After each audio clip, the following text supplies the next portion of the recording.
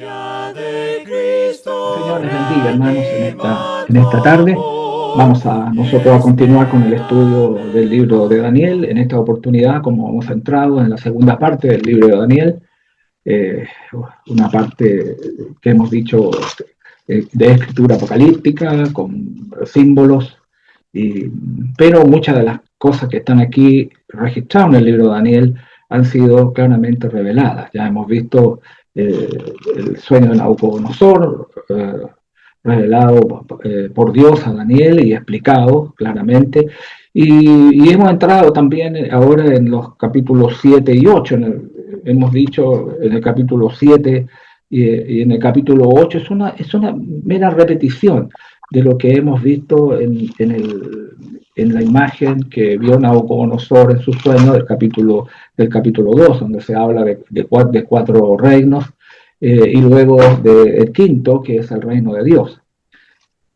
Así también hemos dicho que en el capítulo 7 aparece esto en otra forma, en bestias, la visión de las cuatro bestias, y que la explicación es dada también por el Señor.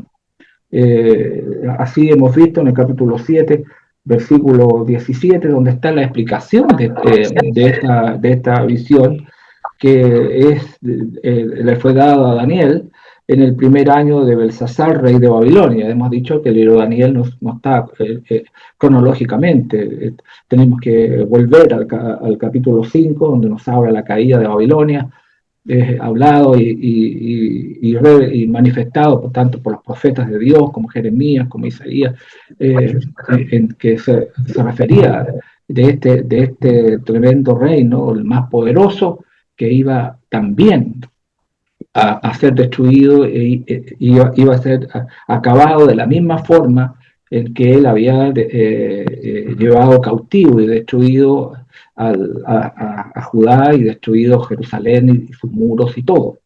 En el caso de Dios, en el caso de Israel, en el caso de Jerusalén, es la disciplina de Dios, es el castigo por sus pecados, pero no la destrucción.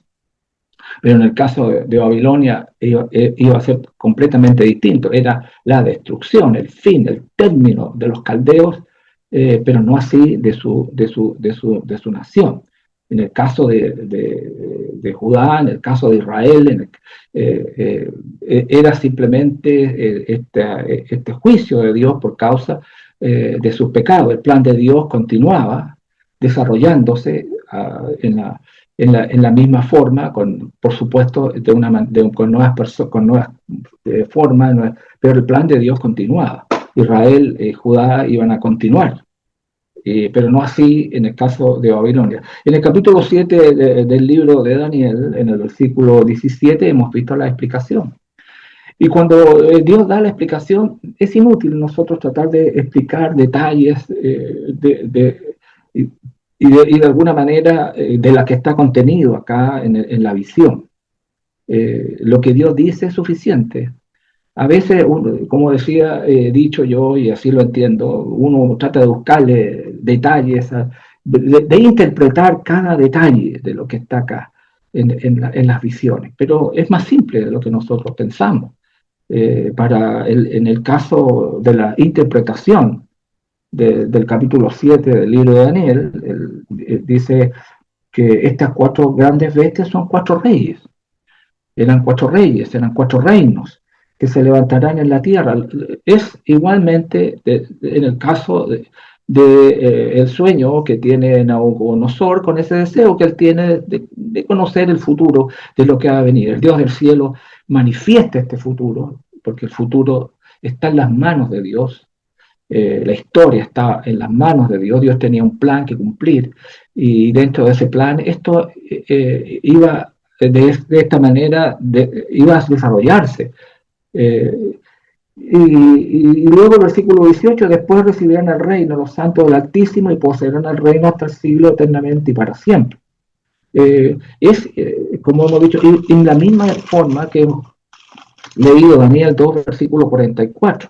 Y en Daniel 2:44, donde dice: los días de estos reyes, el Dios del cielo levantará un reino que no será jamás destruido, ni será el reino dejado a otro pueblo, desmenuzará y consumirá todos estos reinos, pero él permanecerá para siempre. Y podemos explicar aquello en referencia al reino de Dios, en los días de los reyes romanos. Se establece, eso está más que claro dentro de los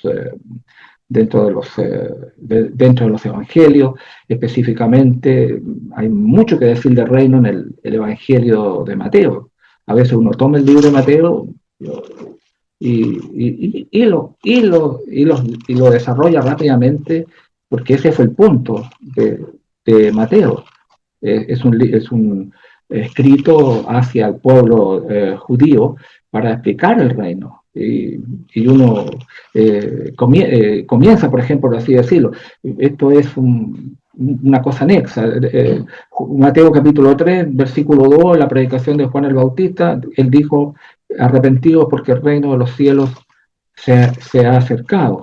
Jesús también comienza de la misma forma. Capítulo 4, versículo 17. Desde entonces comenzó Jesús a predicar y a decir: arrepentidos porque el reino de los cielos se ha acercado. El mensaje era un llamado profundo hacia el arrepentimiento, la vuelta hacia Dios.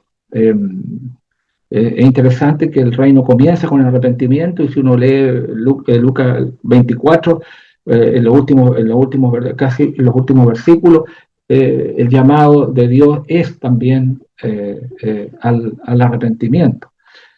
Si uno toma Mateo capítulo 4 y lee 23, dice: y recorrió Jesús toda Galilea, enseñando en la sinagoga de ellos y predicando el evangelio del reino. Dice que predicó el evangelio del reino. Y luego viene el capítulo 5, donde está lleno de expresiones en relación a lo que es el reino de Dios. El sermón del monte, con todo, en varias de sus expresiones. Aquí está el discurso de Jesús allí, y eso, analizar algunas cosas de ello, de estos pasajes, el Señor hablando de lo que es el reino. Cuando enseña a orar, el capítulo el 6, versículo 10, y dice: venga tu reino, hágase tu voluntad. Ahí en el capítulo 6, versículo 33, más buscar primeramente el reino de Dios, y así, etcétera, etcétera, donde uno, capítulo 7, versículo 21, no todo el que me dice Señor, Señor, entrará en el reino de los cielos.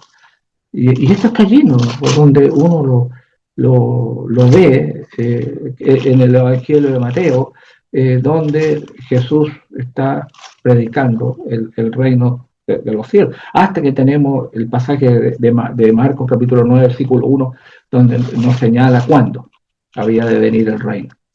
Y Marcos capítulo 9, ahí en el versículo 9, hablando con ellos, dice que 9, versículo 1, también les dijo: de cierto os digo que hay algunos de los que están aquí que no gustarán la muerte hasta que hayan visto el reino de Dios venido, dice, con poder. Y eso lo hemos puesto hacia Hechos capítulo 2. Y de allí para adelante el reino de Dios se predica en cuántos textos hay de las cartas de Pablo, Colosenses, Apocalipsis. Hay una serie de textos donde se habla una y otra cosa de un reino de Dios que está, y que está haciendo, y que ya está, y que se está predicando, y que Jesús está entronado como rey, sentado a la diestra de Dios, con todo lo que significa su autoridad. Bueno, eso era lo que hablaba el sueño de Nabucodonosor. Y aquí en el capítulo 7 nuevamente se habla de ese reino, ya que dentro del capítulo 7 están los versículos que veíamos 13 y 14, donde el texto, decíamos, no se refiere, el versículo 13, a la segunda venida de Cristo, sino a cuando Jesús tomó el reino, hasta cuando Él llegó a la presencia de Dios. Y dice: miraba yo, 7:13 del libro de Daniel, en la visión de la noche, y aquí con las nubes del cielo venía uno como un hijo de hombre, que vino hasta el anciano de días, y le hicieron acercarse delante de él. Indudablemente que esto no es algo que tiene que ver con la venida de Jesús, segunda venida. Esto tiene que ver cuando el Señor llega allá a los cielos y donde Él va se acerca hasta el anciano de día, que es Dios, y dice, y le fue dado dominio, gloria, verso 14, reino para que todos los pueblos, naciones y lenguas le sirvieran. Su dominio es dominio eterno, que nunca pasará, y su reino uno que no será destruido. Así le dijo el ángel a María, ahí en el Evangelio de Lucas. En este caso Gabriel, el mismo que va a hablar con Daniel. Y entonces Jesús, que es aquel que iba a recibir toda la autoridad y todo el poder, y es por eso que los evangelios ponen a Jesús en esa posición. Jesús tiene toda autoridad hoy, todo poder está sentado a diestra de Dios, la iglesia está sujeta a Él, todo está sujeto a Él, ángel, potestad, todo está sujeto a Él es el que reina y gobierna todos los cielos y en la tierra, y Él tiene su reino, y ha sido establecido ese reino, por lo tanto, eso es lo que el profeta aquí está Dios manifestándole. Avanzamos bueno, dentro del mismo capítulo 17 está la explicación de estos, de lo que él ve por visión.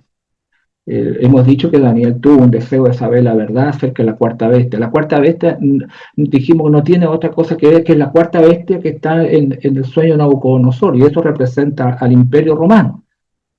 Y así le explicó en el versículo 23,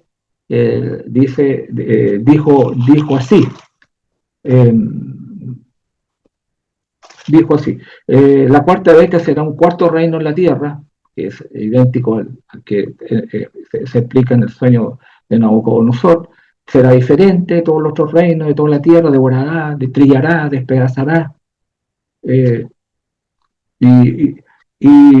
el versículo 26 indicaba la destrucción completa del imperio romano, también caería.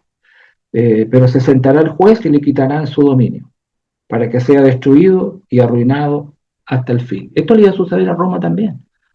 Luego, y que el reino y el dominio, la majestad de los reinos debajo de todo el cielo, sea dado al pueblo de los santos, del Altísimo, cuyo reino es reino eterno, y todos los dominios le servirán y obedecerán. Alguien me dijo, mire, ciertamente la Escritura indica que todo está sujeto al Señor, a Jesús, todo está sujeto al Señor. Aun cuando no vemos, dice que todo esté sujeto, dice Hebreo. Porque hay algunas cosas que tienen todavía que cumplirse. Pero Hebreos capítulo 2, en la interpretación del Salmo 8, donde se refiere, porque este es un salmo mesiánico, se refiere al Mesías, voy a leer solo el versículo 8, dice, todo lo sujetaste bajo sus pies, Hebreos 2, verso 8, porque en cuanto le sujetó todas las cosas, nada dejó que no sea sujeto a él, pero todavía no vemos que todas las cosas le sean sujetas. Esa es la añadidura que coloca el escritor, pero el texto del Salmo dice, todo lo sujetaste bajo sus pies. Y explica quién es. O sea, quien lee el Salmo 8 o quien lee estos pasajes, indudablemente que tiene que llegar a la misma conclusión que llegó el escritor acá. Pero versículo 9, pero vemos a aquel que fue hecho un poco menor que los ángeles, a Jesús. ¿Quién se está refiriendo a estos pasajes? Coronado de gloria y de honra. Esa es la posición de Jesús, coronado de gloria y de honra, a causa del padecimiento de la muerte, para que por la gracia de Dios gustase, dice, la muerte por todo. Bueno, volvamos a Daniel, estamos tratando de poder explicar estos reinos, recordar, más que nada, cierto que cuando Daniel está interesado en conocer y se le revela este cuarto reino, dice el versículo 28, 7:28 de Daniel, así fue el fin de sus palabras. En cuanto a mí, Daniel, mis pensamientos me turbaron, dice, y mi rostro se demudó, pero guardé el asunto en mi corazón. Luego entramos en el capítulo 8, donde ahora se va a revelar dos poderes más que vendrían después, digamos, de Babilonia. Y aquí ya tenemos más claro, Bueno, la historia nos ayuda, pero si no hubiera eso en la historia, tendríamos la revelación de la escritura aquí, que fue esta visión que tuvo uno, versículo 3, 8, capítulo 8, versículo 3, Daniel, alcé los ojos y miré aquí un carnero que estaba delante del río que tenía dos cuernos. Y luego el versículo 5, 8, 5 de Daniel, mientras yo consideraba esto, aquí un macho cabrío venía del lado del poniente sobre la faz de toda la tierra, sin tocar tierra. Y dice que aquel macho cabrío tenía un cuerno notable entre sus ojos, y bueno, pero hay explicación. O sea, si no tuviéramos explicación, no sé, estaríamos como los premilenialistas el día de hoy tratando de ignorar a veces lo que está escrito e interpretar cosas que la Biblia no dice. Del capítulo 8 de Daniel, versículo 16, está la explicación. Porque dice que Daniel, dice, y aconteció que mientras yo, Daniel, consideraba la visión y procuraba comprenderla, y aquí se puso delante de mí uno con apariencia de hombre. Y oí una voz de hombre entre las riberas de Ulai que gritó y dijo, Gabriel, dice, enseña a este la visión. Y indudablemente aquí Gabriel se la va a enseñar.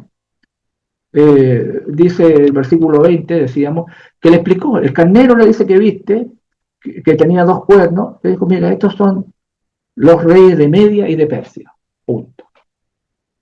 Eso dijo Gabriel, esos dos, que tenían dos cuernos, eran los reyes de Media y de Persia. Darío de Media, no acuerdo si que tomó el poder, Ciro de Persia. El poder estaba entre estas dos fuerzas, dos.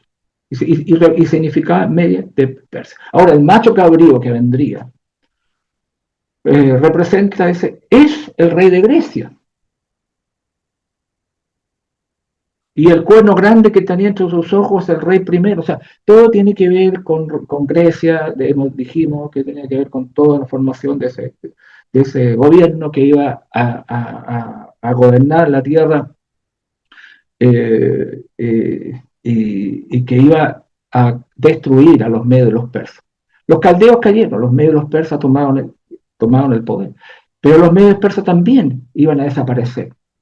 Iba a venir otro poder, los griegos. Pero los griegos también iban a desaparecer. Iba a venir el Imperio Romano. Y dentro del Imperio Romano se iba a cumplir la profecía de Dios, la instauración del pueblo de Dios y acontecimientos que Daniel Dios se las va a ir manifestando en los capítulos que vienen. Y no necesitamos saber muchas cosas más. Por eso yo le decía, estamos en una repetición de otro enfoque, de otra manera, para poder explicar lo que va a venir a la tierra, del sueño que tiene Nabucodonosor. Y va a venir una oración, acá en el capítulo 9, donde hoy día vamos a entrar. Y yo digo que esta oración tiene grandes consecuencias, porque a través de esta oración es que Daniel y nosotros podemos conocer prácticamente el futuro de lo que vendría. La venida del Mesías, su muerte, la destrucción definitiva del judaísmo, del sistema judío, porque eso es lo que va a pasar. No olvidemos que han pasado 70 años de cautiverio, el pueblo fue sacado, y llevado a Babilonia. Otros se fueron a Egipto, ahí perecieron. Otros se quedaron ahí y hubo complicaciones después de la vuelta. Pero las profecías de Dios hablaban e indicaban de que, como yo he dicho, ese pueblo, Judá, Israel, no serían destruidos, sino que Dios tenía grandes planes que ellos iban a volver después de los 70 años. Y si no hubo fe, no hubo confianza, bueno, los profetas hablaron sobre estas cosas. El profeta Jeremías, por ejemplo, en el capítulo 25, Jeremías 25, versículo 11, de lo que iba a ser Nabucodonosor, el rey de Babilonia, a lo cual el Señor le llamó mi siervo, como también va a llamar a Ciro, el rey de los persas, también mi siervo va a ser. Es Dios el que tiene en la mano todas las cosas. Dice el versículo 11, toda esta tierra será puesta en ruina y espanto y servirán estas naciones al rey de Babilonia 70 años. Ese fue el decreto. Así Dios lo manifestó. Por la maldad, estos pueblos, todos los pueblos que habían en la faz de la tierra, todos fueron subyugados y puestos en las manos de los caldeos, de Nabucodonosor, de los reyes que vinieron después, hasta un tiempo en que el Señor habló, 70 años. Y es eso lo que Daniel va a dar a conocer. Me parece a mí que el capítulo de Jeremías 29, nuevamente, el profeta se refiere a esto. Yo le he enseñado que Jeremías tampoco es un libro que está cronológicamente así, que todas las cosas van sucediendo a medida que uno va leyendo, porque no, sino que está en desorden y a veces ese es un trabajo extra que tenemos que hacer. Luego de aprenderlo, de leerlo y conocer todo lo que pasa y en el libro de Jeremías, tenemos que aprender a ordenarlo en los tiempos precisos, de los reyes precisos, para tener una idea de lo que sucedió y lo que estaba sucediendo en aquel momento. Jeremías capítulo 29, versículo 10. Porque así dijo Jehová, cuando en Babilonia se cumplan los 70 años, dijo, yo os visitaré. Y despertaré sobre vosotros mi buena palabra para haceros volver a este lugar. O sea, este castigo tenía esta situación. Dios a través del profeta Jeremías pudo decir estas palabras. Por eso tenemos que Jeremías 29, tenemos Jeremías 30. Si uno lee que Jeremías 30, por ejemplo, versículo 3, Dios profetizaba a través del profeta al decir, porque aquí que vienen días, dice Jehová, en que haré volver los cautivos de mi pueblo Israel y Judá. Ha dicho Jehová, y los traeré a la tierra que di a sus padres y la disfrutarán. Yo cogí algunos textos, capítulo 30, versículo 8.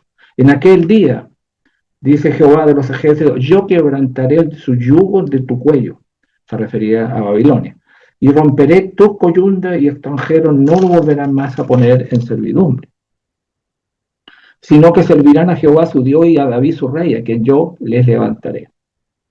Versículo 11, 30, 11, porque yo estoy contigo para salvarte, dice Jehová, y destruiré a todas las naciones entre las cuales te esparcí, pero a ti no te destruiré. Ese es el punto que yo le expliqué. Judá, Israel, no, en este caso, Judá no iba a ser destruido.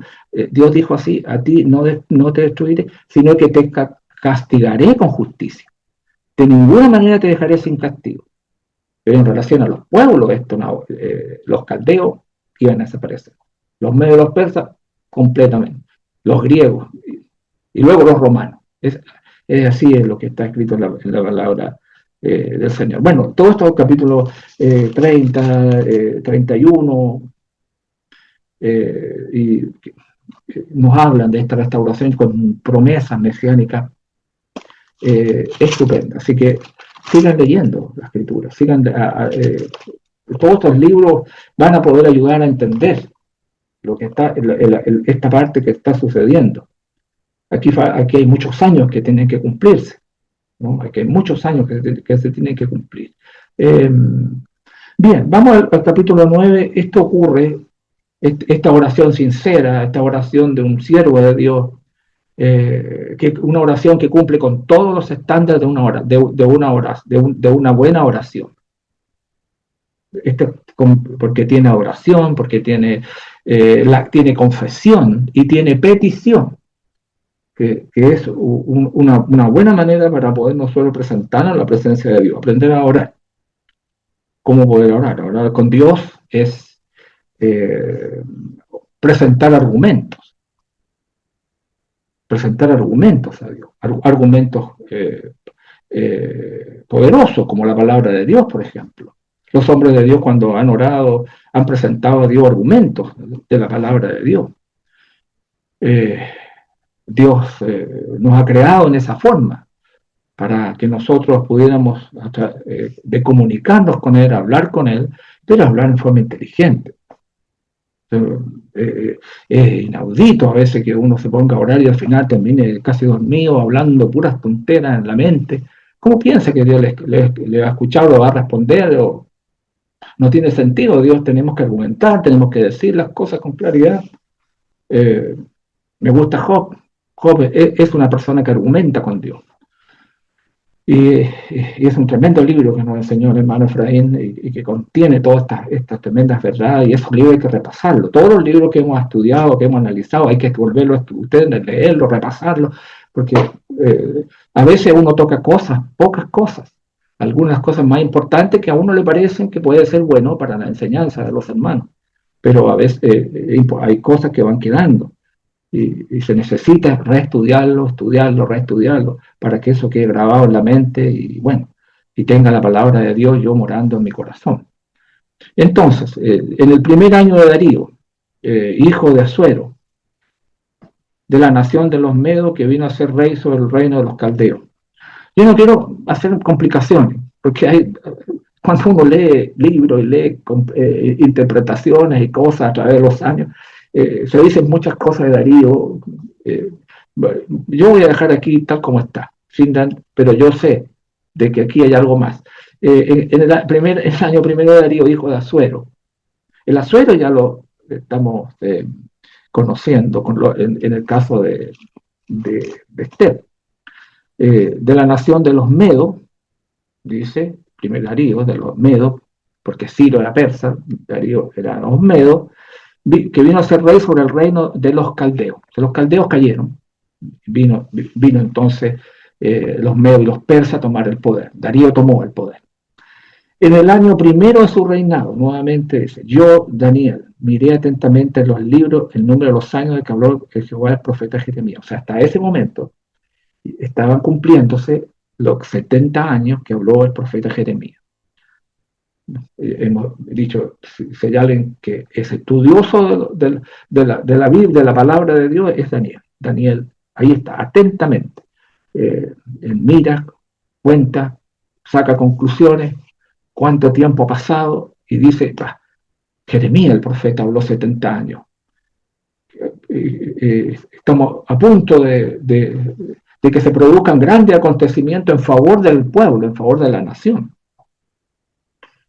¿Y qué es lo que hizo Daniel? Oró. Dice, volví mi rostro a Dios, el Señor, buscándole, dice, en oración y ruego, en ayuno, silicio y ceniza, en un estado de total sumisión ante la presencia de Dios,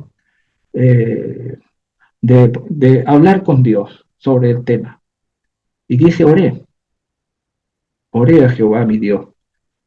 Y no solamente oró, sino dice, con todo lo que implica, sino que dice, también confesé, que es muy importante en una oración.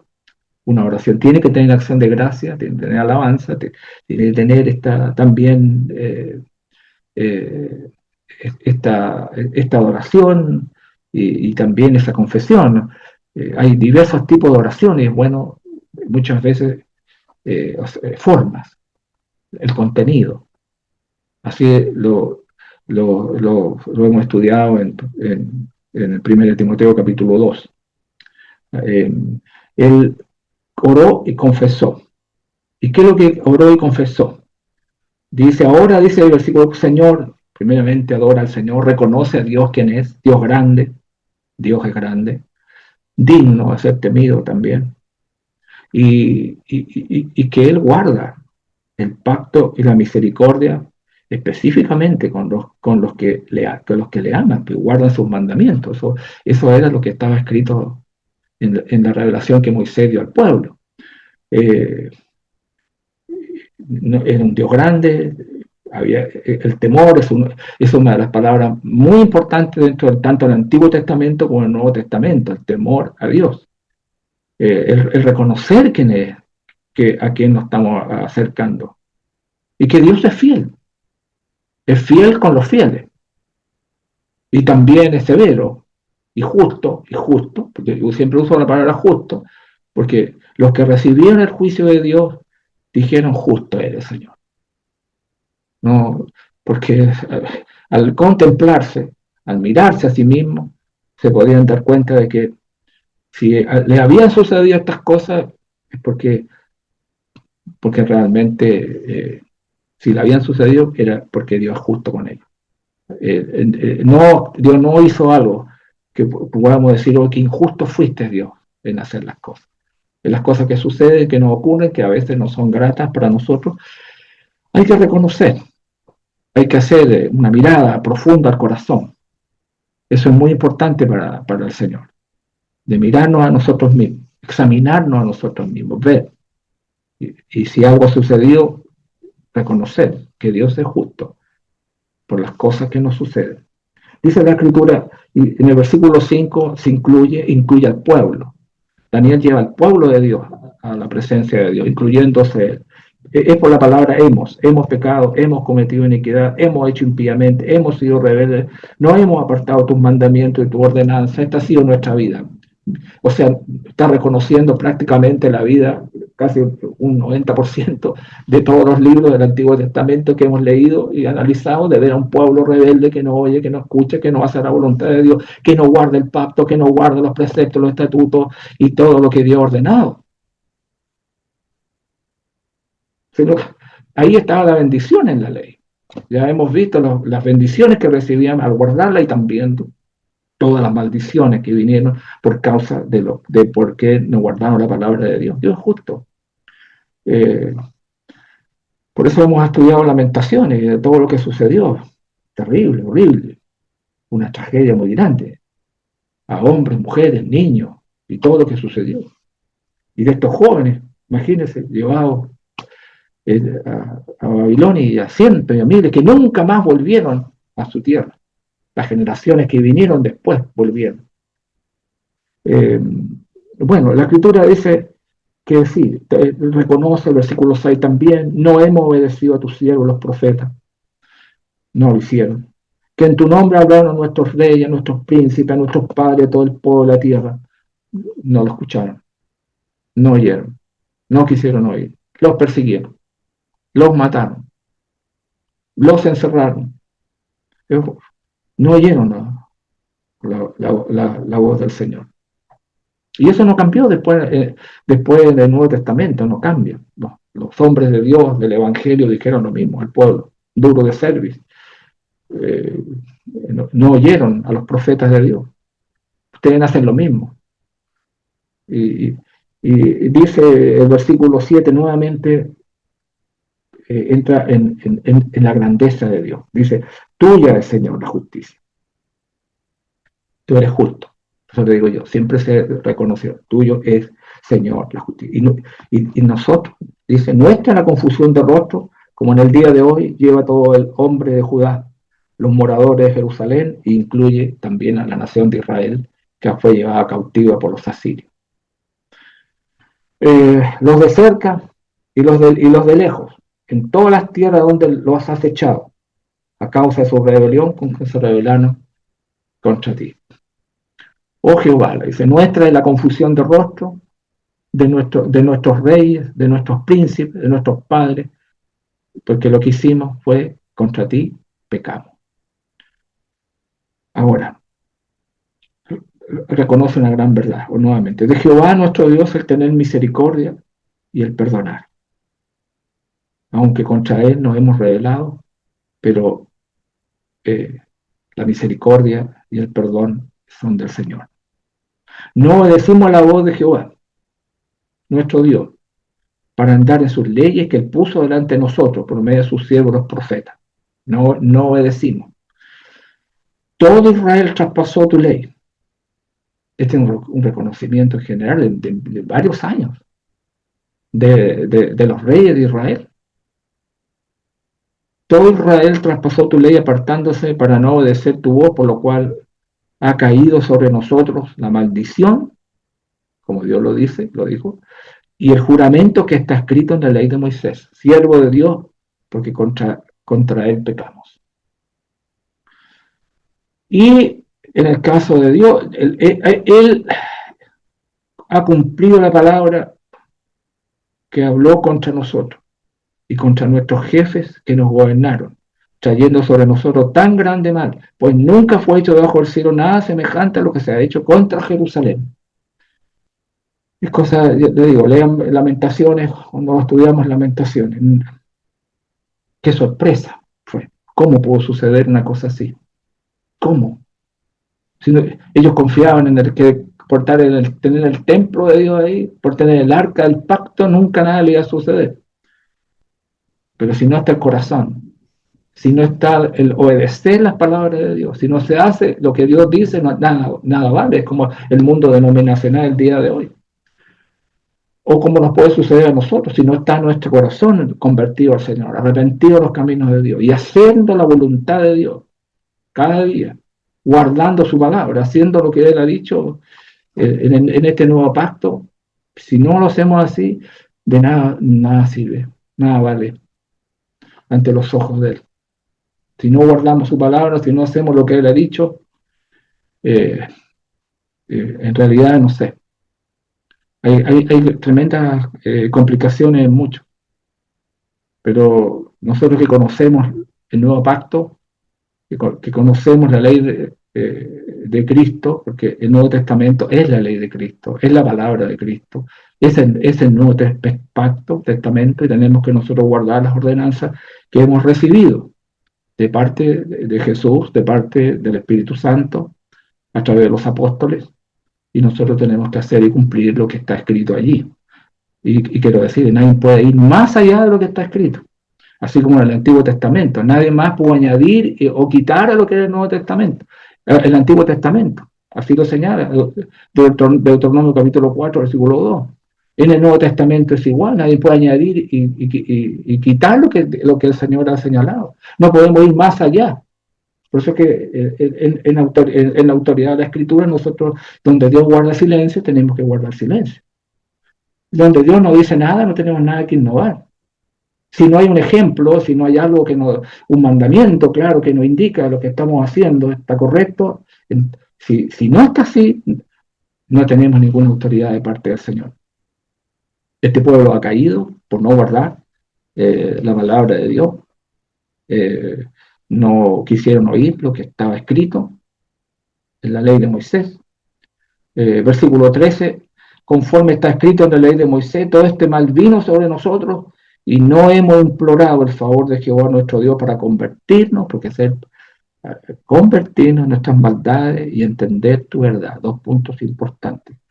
Había que arrepentirse, había que volver el corazón, había que convertirse, dejar todo el mal que estaban haciendo, limpiar y guardar la palabra de Dios tal como había sido manifestada.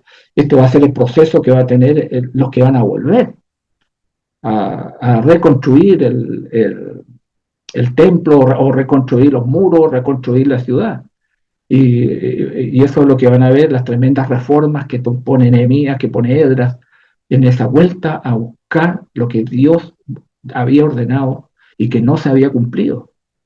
Y quienes se puede leer Esdras, Nehemías, uno ve muchas cosas, de que aún cuando volvieron todavía había que cambiar, había que arrepentirse, había que dejar las mujeres extranjeras. Había que guardar las fiestas que ordenaba el Señor. Había que pagar los diezmos que la ley establecía para el sostenimiento de los levitas. Había una serie de cosas. Había que los holocaustos hacerlos correctamente.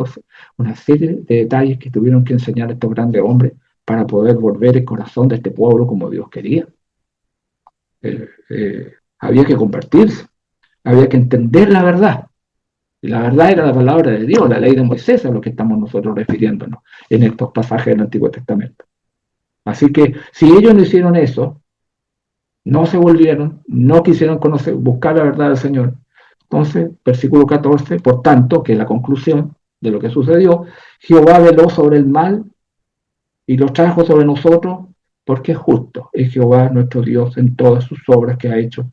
Porque nuevamente dice, no obedecimos a su voz. Lo mismo el versículo 10. y no obedecimos la voz de Jehová nuestro Dios para andar en sus leyes. Y no obedecimos a su voz. Ahora pues, Señor, ahora pues, le dice el Señor Dios nuestro, que sacaste tu pueblo de la tierra de Egipto con mano poderosa y te hiciste renombre, cual los tienes hoy. Nuevamente, hemos pecado, hemos hecho impíamente. Oh Señor, conforme a todos tus actos de justicia, apártese ahora tu ira y tu furor de sobre tu ciudad Jerusalén. Ruega por Jerusalén. Le pide al Señor que quite su ira, que dice tu santo monte, porque a causa de nuestros pecados y por la maldad de nuestros padres, Jerusalén y tu pueblo son el oprobio de todos en derredor nuestro. Ahora pues, Dios nuestro, oye la oración de tu siervo y sus ruegos, y haz que tu rostro resplandezca sobre tu santuario, asolado por amor del Señor. No olvide que no hay nada. El templo fue destruido. La ciudad completamente quemada, todo, no había nada. Pero él ruega que el Señor vuelva a resplandecer sobre tu santuario asolado, dice, por amor del Señor. Fíjense el versículo 17. Ahora pues, Dios nuestro, oye la oración de tu siervo y su ruego, y haz que tu rostro resplandezca sobre tu santuario asolado. Dice, por amor del Señor. Inclina, oh Dios mío, tu oído y oye. Abre tus ojos y mira nuestras desolaciones y la ciudad sobre la cual he invocado tu nombre, porque no elevamos nuestro ruego ante ti, confiados en nuestras justicias, sino en tus muchas misericordias. Oye, Señor, oh Señor, perdona, presta oído, Señor, y hazlo. No tardes por amor de ti mismo, Dios mío, porque tu nombre es invocado sobre tu ciudad y sobre tu pueblo. Es una hermosa oración. Es una gran oración de un gran hombre que no aprendió a orar, sino que fue un hombre que continuamente sirvió al Señor, y así se lo reconoció. Eh, lo que viene a continuación dice, estaba hablando y orando, o sea, en forma audible, estaba hablando y orando y confesando mi pecado primeramente, el de él, y luego el pecado de mi pueblo Israel, porque eso es lo que se ve aquí en esta oración. Y dice, y derramaba mi ruego delante de Jehová mi Dios por el monte santo de mi Dios. Aquí está lo específico, la oración, a dónde él, qué es lo que estaba pidiendo al Señor, porque toda oración tiene que tener algo claro que le estamos pidiendo al Señor. Uno no puede andar ir a oración y uno, dos, no sé, hay confusión a veces de mente cuando nos acercamos en oración. No, tenemos que tener claro el objetivo, qué queremos. El apóstol Pablo 3 veces oró al Señor para que Dios quitase este aguijón de su carne. Esa era su oración. Específicamente, claro, esta es lo que él necesitaba. Por ahí Jesús le dijo a un hombre que tenía la mano seca, le dijo, bueno, ¿qué quieres? ¿Qué quieres que yo te haga? Bueno, él le dijo, mire, que se ha restaurado mi mano. A Dios tenemos que ser claros. Bueno, ¿qué quiere? ¿Por qué razón voy en oración? O sea, aquí yo estoy planificando mi oración, mi forma de acercarme al Señor. Es como si, es como cuando uno le da la ofrenda, me meto la mano al bolsillo y saco la moneda que tengo. No, tengo que hacer una planificación antes de lo que yo voy a dar al Señor. Es lo mismo que hay que hacer en la oración. Planificar bien lo que yo voy a decir. ¿Qué le voy a decir al Señor? ¿Qué tengo que hablarle? Esto es el asunto, yo quiero hablar esto, quiero pedirle esto, quiero rogar con él, que tenga misericordia de mí en este sentido.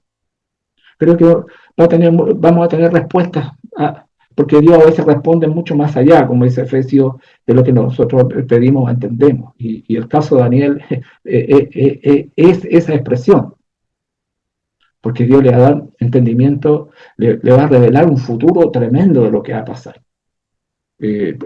Y dice, aún estaba hablando en oración cuando nuevamente Gabriel, el varón Gabriel, a quien había visto en la visión al principio, volando con presteza, vino a mí como la hora del sacrificio de la tarde. La hora del sacrificio de la tarde era la hora, tercia, novena, sexta, la novena, que eran las 3 horas que se adoraba al Señor. Se empezaba muy temprano, la tercera, a la sexta, al mediodía, y luego la hora del sacrificio era justamente a la, a la novena, o sea, a las 3 de la tarde. Esto está muy claro.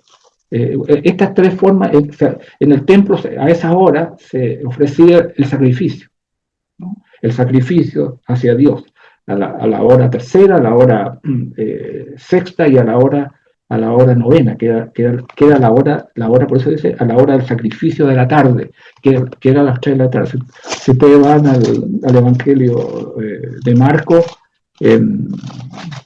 me parece que este es, claro, esta es justo. Marcos capítulo 15, Jesús murió a la hora novena, en la hora del sacrificio, en la hora, en el momento en que se elevaba el sacrificio hacia Dios, la adoración, ¿no? A través de los holocaustos, en esa misma hora Jesús murió, ofreciendo al Padre su cuerpo en sacrificio por nuestros pecados. Ahí el Cordero de Dios que quitó el pecado del mundo. Ese es el momento cúlmine. Justo en ese instante Jesús muere. Mire, Marcos capítulo 15, versículo 25. Era la hora tercera cuando le crucificaron, a las 9 de la mañana. Esa era la tercera. Luego, el versículo 33 dice, cuando vino la hora sexta, que fue la hora del mediodía. Cuando llegó la hora sexta, la tierra se oscureció hasta la hora novena, que era las 3 de la tarde. Y fue a esa hora, a la hora novena, Jesús clamó a gran voz diciendo, Eloi, Eloi, lama sabactani, que traducido es, Dios mío, ¿por qué me ha desamparado? Versículo 37, para ir un poquito adelante, dice, mas Jesús dando una gran voz, expiró. Esa misma hora, a la hora novena, a la hora del sacrificio de la tarde, en el momento en que se hacía el sacrificio. En ese momento Jesús murió y el velo del templo, que era gruesísimo, por eso se partió, no de abajo arriba, sino de arriba hacia abajo, y dando a entender que el camino estaba abierto a la presencia de Dios. El sacrificio de Jesús había sido aceptado por nuestro Padre Celestial. A esa hora en que estaba orando, ¿no? Daniel, a la hora del sacrificio de la tarde, a esa hora misma le abría el vino. Y dice el versículo 22, y me hizo entender, y habló conmigo, diciendo, Daniel, he salido para darte sabiduría y entendimiento. El poder entender, aquí dos cosas que Dios le va a dar, sabiduría y entendimiento. Bueno, desde el principio de Daniel, nosotros hemos visto que el Señor les dio conocimiento e inteligencia. Daniel tuvo entendimiento en toda visión y sueño, pero aquí dice que se le añade sabiduría y entendimiento. Dice, al principio de tu juego fue dada la orden. O sea, al principio cuando comenzó, yo he venido para enseñártela, porque tú eres muy amado. Entiende pues la orden y entiende la visión. Y aquí, amados hermanos, viene una porción en que ha sido tan mal interpretada por los grupos denominacionales, tratando de meter sus doctrinas y sus cosas, cuando la parte principal que tiene esto que el Señor le va a referir, lo que le va a revelar lo que está determinado para su pueblo. Ellos están bajo cautiverio, pero el cautiverio se va a terminar. Y va a haber una cantidad de años que van a pasar, porque van a tener que, si ustedes siguen adelante en el capítulo 10, en los versículos 1, dice en el año tercero de Ciro, rey de Persia. Daniel tiene esta otra visión. Y no olvidemos que de acuerdo a Edra, Ciro, en el primer año de Ciro, él da esta orden para que se reconstruya nuevamente Jerusalén, se restablezca la ciudad, y da esa orden.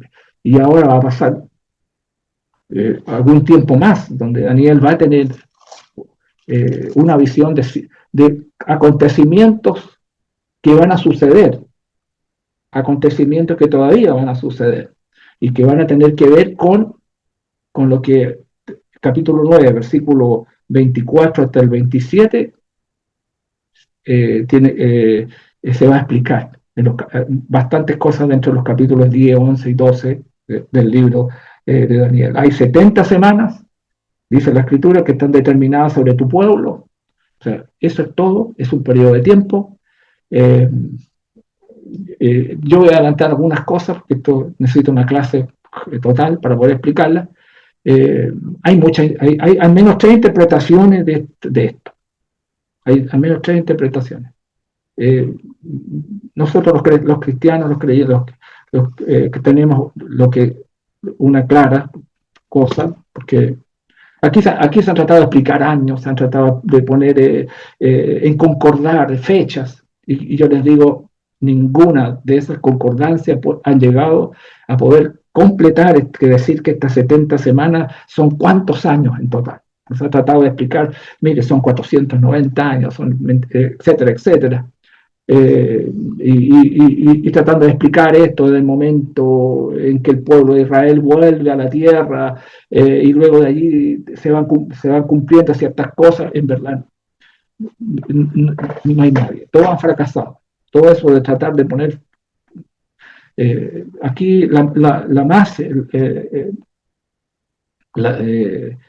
más clara es poder entender esto, porque son 3 etapas.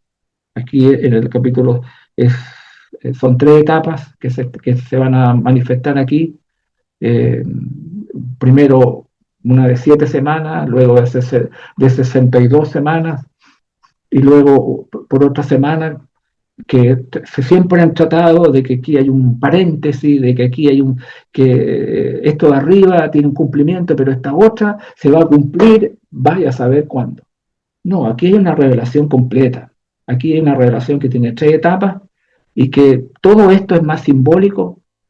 Todo esto va a describir las 70 semanas. Esto es un adelanto. Las 70 semanas solamente describen un periodo de tiempo, un periodo en que Dios va a culminar su plan divino, con el establecimiento del reino de Cristo y el fin del judaísmo. Punto, no hay más. Eso tiene que ver esto. A la próxima clase vamos a desglosarla de una manera mejor, para que nos quede más claro esto de las 70 semanas, y no tengamos que turbarlos con la interpretación premilenialista de esto, o la interpretación cronológica que tienen algunos de estos pasajes, sino que podamos comprender que esto es un periodo de tiempo, un periodo que Dios va a efectuar un gran plan divino, y ese plan divino es establecer su reino, el de Cristo, y el fin de ese pacto, el fin del judaísmo, así como el libro de los Hebreos a nosotros nos explica. Así que el versículo 24 al 27 queda para la clase del próximo jueves. Que el Señor les bendiga y nos vemos.